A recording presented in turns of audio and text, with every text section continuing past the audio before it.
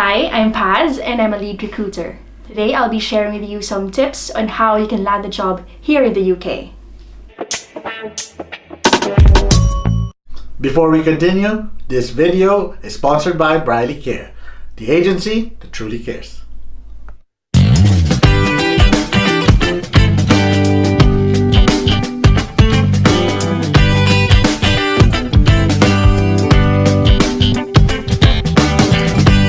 Briley Care is the agency that truly cares. Briley gives me shifts that I want. Staff, very competitive prices, and good quality standard of nurses. Briley Care Staffing Agency deploys nurses and carers to do temporary shifts across London and soon across the UK. Briley Care, the staffing agency that truly cares. Update your CV. Make sure that your CV is clear and concise and also punchy. When I say punchy, it has to have all of the relevant information. You have to remember that nowadays, recruiters and employers do not have the luxury of time to review all of the details of the CVs for all applicants. So make sure that when they see your CV, they can already see your experience and also your skills. So if let's say you're a project manager, they should be able to easily see your project management experience. If you can add a profile page in your CV, that would also be helpful. Make sure that your CV has your UK address. Why do I say this? Not all companies here in the UK has the luxury of doing sponsorship of visa and also providing relocation support. So if let's say you put your CV and your CV would indicate let's say your Philippine address or let's say an address out of the UK, the tendency is they might automatically reject you because they would think that you would need relocation support or you would need sponsorship. Once you've landed here in the UK, update your CV with your new UK address and contact details. You also need to add in your CV is your work eligibility and also visa status. This applies to those who are in the same situation as I was, which is basically dependent visa. Again, as I've mentioned earlier, not all companies has a luxury of doing sponsorship of visas. So when recruiters see that most of your experience are actually based overseas, they would again assume that you might need work sponsorship.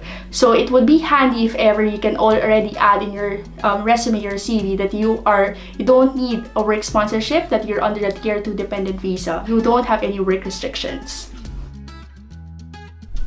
Okay, so if you are also working as a professional or let's say working in a corporate setting, another tip that we have for you is update your LinkedIn profile. Or if you don't have any, create one. Nowadays, recruiters and employers are using LinkedIn in searching for candidates or possible applicants. So it would be handy if ever you can, if they can already see you in LinkedIn. Also, there is a section in LinkedIn wherein you can have recommendations. So ask your previous employers or clients to put some recommendations about you. This way, you can also boost your credibility. Now that you have updated your CV, it's now time for you to put yourself out there. There are a number of UK job boards wherein you can register yourself. So you can, we'll put some of the links down below. But some of the UK job boards will be CVs, job site, CV library, total jobs, Indeed, and Reed. For specific skills, we also have some specialist job boards, as we call it. So those are basically for medical professionals, nurses, tax accountants, financial accountants. So you can also submit your CV through those job boards or job sites. Once you've submitted your CV to this job sites, some recruiters or employers will automatically call you and approach you for some vacancies. But if you are looking for a specific role, or if let's say you'd want to work for a specific company, you also need to be proactive. You need to submit your CV to them and express your interest. Not all companies would basically call you. If they have loads of applications that would come in for one role, they don't need to basically look for candidates who are not looking for a job. So they might have the ready pool. So you need to be very proactive, especially if there's a job that you really want. You need to learn also how to drive, or you need to get a UK driver's license. This applies specifically to those who are based outside London. Why do you need to have this one? Because this will actually make you more flexible and more mobile, and this will also expand opportunities available for yourself.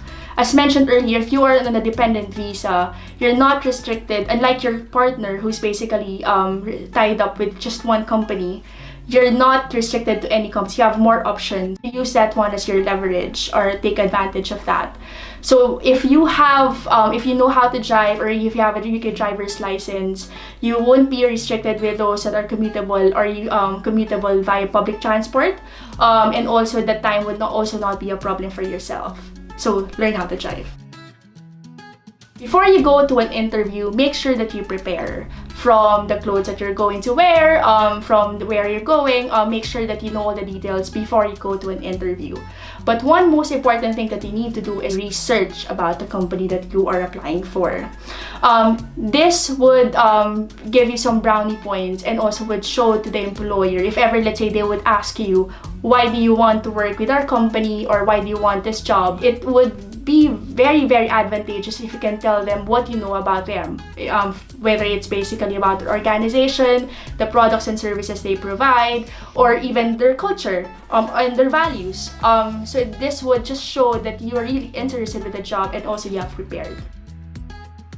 Be open, accept that you are now in a different country, and accept change, and also be open to learning. On my first few months here in the UK, I struggled. I struggled because my mind was stuck with basically my old work or my old life back in the Philippines.